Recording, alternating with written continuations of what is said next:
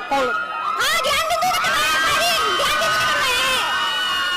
Result निकला है Bihar police का 12,000 यहाँ से, जिसका 12,000 जिस कारण को लेकर ज्ञान बिंदु से देखा नहीं गया है, इसी कारण उन्होंने फाइटिंग करवाया है। ठीक है, ये आप सबके सामने है कि किसने गोली चलवाई और किसने गोली खाई, लेकिन कम से कम आप लोग एक बात याद रखिए कि आप एक स्टूडेंट हैं, ना कि किसी म्यूजिक कंसर्ट में आए हुए फैन या फिर किसी कल्ट लीडर के ब्लाइंड फॉलोअर। दरअसल लोग ये सोच रहे हैं कि इस विवाद की, इस कंट्रोवर्सी की शुरुआत यहाँ से हुई है। स्टार टीचर्स, यूट्यूब वाले स्टार टीचर्स, जिनको कुछ जानना ना कौड़ी, कभी ब्लैक बोर्ड लेकर कुछ एक्सप्लेनर बनाते हैं, खाली व्यूज बटोरते हैं, उटपटांग ग्रैब्स लिखते हैं और उसके बाद से अपने आप को इतना महारथी समझने लगते हैं कि कुछ लोग उनको फॉलो करने लगते हैं उनके तमाशे की वजह से, और फिर वो जाकर जहां पर जो आता है वो बोलते हैं और उसके दम पर फिर वो पैसे वसूलते हैं। और कुछ लोग सोच रहे हैं कि यहाँ से हुई है।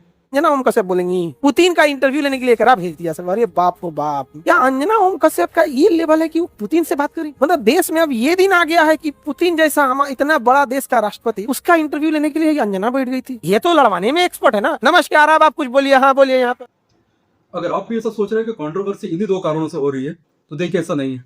दरअसल इस फैजल खान के साथ जो भी हो रहा है उसके पीछे दो कारण हैं या दो डम से।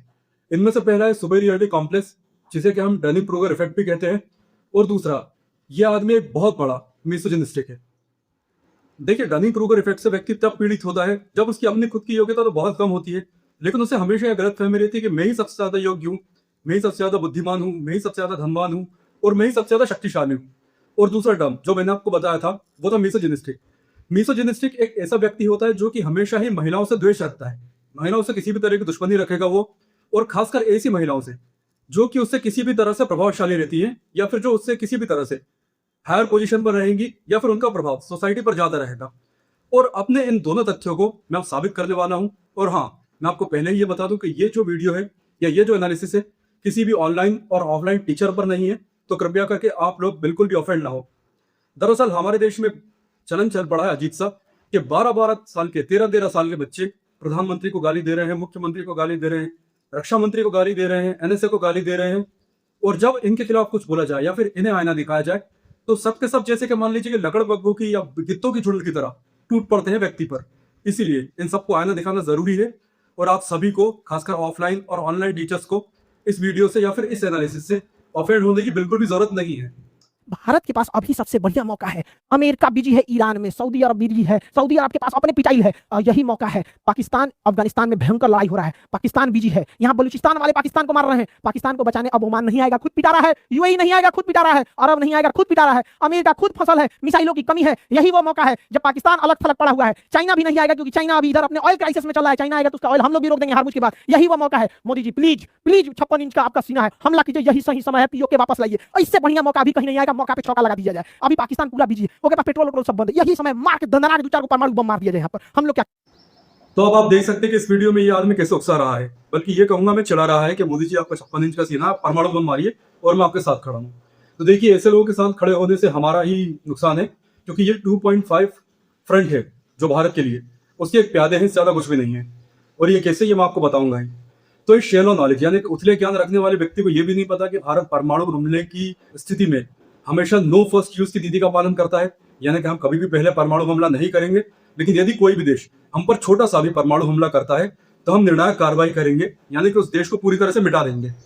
इसके अलावा मैं आपको और कुछ बताता हूं जो कि देश के लिए तो बहुत ही दुख की बात है, लेकिन आप इसे केवल एक फैक्ट की तरह लीजिए।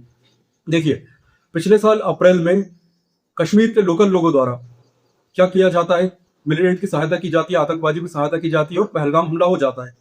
इसके बाद मई में 7 मई को भारत सरकार द्वारा ऑपरेशन सिंदूर लॉन्च किया जाता है, जिसमें कि पाकिस्तान के F-16 को नष्ट किया जाता है, नूर खान एयरबेस उड़ाया जाता है।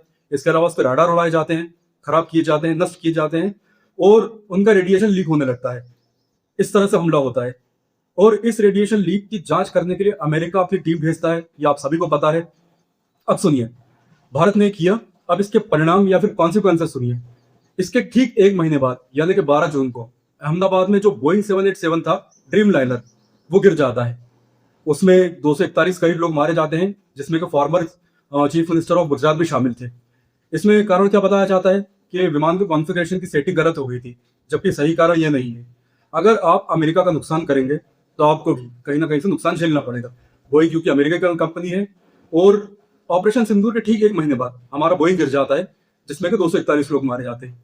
अब आप याद करिए 12 जनवरी 2026 एक हमारा बहुत ही महत्वाकांक्षी रॉकेट था जो कि 16 सैटेलाइट को ले जा रहा था, जिसका नाम था PSLV C62। अब क्या होता है, PSLV C62 उड़ता है और अचानक उसके फ्लाइट पाथ में गड़बड़ी आ जाती है।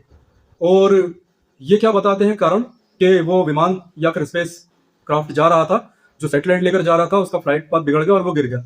जबकि सही बात यह है कि उस पर EFP यानी कि इलेक्ट्रोमैग्नेटिक पल्स से हमला हुआ था, वो भी अमेरिका या फिर चीन द्वारा या फिर इनकी मिलीभगत द्वारा।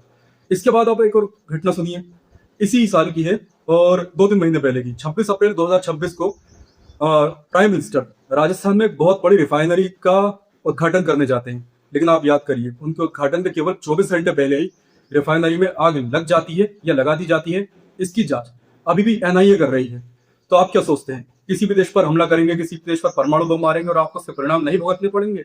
इस तरह से ये उथले ज्ञान वाले लोग जियोपॉलिटिक्स पढ़ाएंगे, जिनको कि 7वीं 8वीं के बच्चों को पढ़ाना चाहिए केवल। ये आपको सोचना है। इसके अलावा ये जिस तरह से युद्ध लड़ने की बात कर रहा है, आप खुद देखिए, रशिया 5 सालों से युद्ध में फंसा हुआ है। परमाणु बम की कमी नहीं है, सेना की कमी नहीं है, बख्तरबंद वाहनों की कमी नहीं है, मिसाइलों की कमी नहीं है, हाइपरसोनिक मिसाइल भी है उसके पास। लेकिन यूक्रेन का अभी तक वो जीत पाया क्या? नहीं। ताइवान एक बहुत छोटा सा देश है, चाइना एक बहुत बड़ा देश है जिसकी अर्थव्यवस्था 13 से लेकर 19 बिलियन डॉलर की बताई जाती है। क्या उसने ताइवान पर कब्जा कर लिया? क्या वो ताइवान को जीत पाया? नहीं। अमेरिका, ईरान और इजराइल का वॉर चल रहा है। 27 बिलियन डॉलर की उसकी अर्थव्यवस्था है अमेरिका की, दुनिया भर के सारे हथियार उसके पास है, सारी इंटेलिजेंस उसके पास है, लेकिन अभी तक वो ईरान का क्या कर पाया? तो खान जैसों के लिए परमाणु बम मारना शायद ये ऐसा ही समझ रहे हैं जैसे कि पत्थरबाजी करना या पत्थरबाजी करवाना।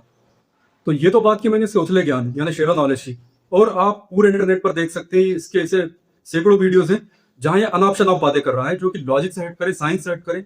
वो ये दिखाता है कि ये बहुत ही कम जानने वाला इंसान है, हालांकि ये बड़बोला बहुत है। अब मैं आपको इसका मिसोजिनिस्टिक बिहेवियर दिखाता हूँ कि महिलाओं के प्रति किस तरह से द्वेष रखता है। देखिए, ये है आकर्षण और ये सुंदरता होती है। सुंदरता और आकर्षण में अंतर होता है। जब हम भारतीय परिदृश्य में रहते हैं तो ये सुंदरता है, और वेस्टर्न कल्चर सुंदरता नहीं। जो सुंदर नहीं रहता है उसे अंग दिखाना पड़ता है, वो आकर्षण होता है। तो सुंदरता से सम्मान की नजर से देखा जाता है और इन लोगों को एक सम्मान की नजर से देखा जाता है। तो डिपेंड करेगा, सम्मान के लायक है तो सम्मान की नजर से, सामान बन के घूमिएगा तो सामान बन के लोग देखें। आपने देखा कि ये खुद कह रहा है कि जो विदेशी महिलाएं, खासकर वेस्टर्न कंट्रीज की महिलाएं, वो सब सामान है, कोई बड़ी बात नहीं है। इसके स्टूडेंट के दिमाग में भी यही बात भरी जा रही है। और तभी जब भी कोई विदेशी ब्लॉगर या यूट्यूबर हमारे साथ आता है तो उसके साथ इस तरह की घटनाएं होती हैं। Ma'am please front take a photo please ma'am take photo What? Yogi, you can Yogi. Car is go let's go Don't touch me, don't touch me. No, don't touch me. Selfies, no, sorry. Selfies, no. Out. Guys, I hate India. और इसी तरह की मानसिकता से प्रेरित लोग इस तरह की घटनाएं भी करते हैं।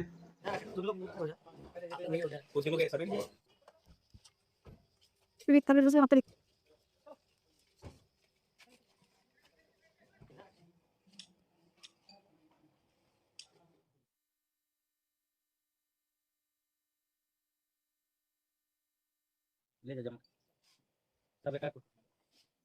तो अब आप खुद सोचिए कि ये अपने विद्यार्थियों के दिमाग में यही चीज भर रहा है कि यहाँ की महिलाओं को सम्मान देना चाहिए और बाकी सारी महिलाएं सामान होती हैं, तो इसका दिमाग कितना घटिया होगा।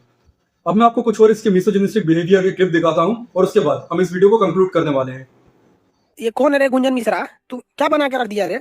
करा कि खान सर के व्हाट्सएप ग्रुप में ऐड होना है तो इसमें आके जुड़ जाओ। पर बाबूजी का वो ग्रुप है, रुका तो पे आज मैं वो FIR कराइए देता है। साले नचनिया नाम रख ले सिंगर, नींद आती लिखता है कि नाम है सिंगर। साले नचनिया होती यहाँ क्या कर रहे हो? जाओ अपने घर में 2-3 महिला को लाओ, टाली पे नचवाओ, तुम गाओ, नाचेंगी सब, तुम गाओ। यहाँ पढ़ने के लिए चलाओ या नौकरी से जाते हो तुम्हारे घर की महिलाएं कमाएंगी सब, टाली पे नाचेंगी सब। तो आपने देखा कि किस तरह किसी की घर की महिलाओं को, किसी के घर की माँ बहनों को सड़क पर, या फिर इसने बताने के फालतू वर्ड का यूज किया था, वहां पर नचाने की बात कर रहा है और बोल रहा है कि वहां से 25-30 हजार रुपए मिल ही जाएंगे या ज्यादा भी मिल जाएंगे। देखिए, वीडियो के अंत में मैं खान और इसके जैसे प्रोपेगेंडा फैलाने वाले यूट्यूब के टीचरों से यही कहना चाहूंगा कि आप जो काम कर रहे हैं, आप जिस काम में अच्छे आप वही काम कीजिए। आपको फालतू में जिस चीज का नॉलेज नहीं है, जियो पॉलिटिक्स का, आपको वहां उतरने की जरूरत नहीं है। और रही बात जहां से विवाद शुरू हुआ है यानी कि पुतिन का इंटरव्यू, तो देखिए, इंडिया टुडे ग्रुप और आज तक सबसे ज्यादा व्यूअरशिप है इनके पास, सबसे ज्यादा रीच है इनके पास, और ये पुतिन का इंटरव्यू लेने लाए हैं, तभी भारत सरकार ने इन्हें भेजा। यदि आपको लगता है कि आपका यूट्यूब चैनल पुतिन का इंटरव्यू लेने लायक है तो आप बिल्कुल जाइए और आप इंटरव्यू लीजिए। लेकिन मैं आपको यही सलाह दूंगा कि पुतिन से जाकर ये मत कहना कि आप यूक्रेन पर परमाणु बम मारिए, यहाँ परमाणु बम मारिए। आप कभी 56 इंच का सीना है और मैं आपके पीछे खड़ा हूँ, तो इसके बाद आप खुद सोच सकते हैं कि पुतिन आपका क्या हाल करेंगे और भारत सरकार आपका क्या हाल करेगी। मेरी तो एक बात समझ में नहीं आती कि भारत के प्रधानमंत्रियों को ये इटली की महिलाएं क्यों पसंद आती है? ऐसा क्या है इटली में? मेरी क्या हो इटली मतलब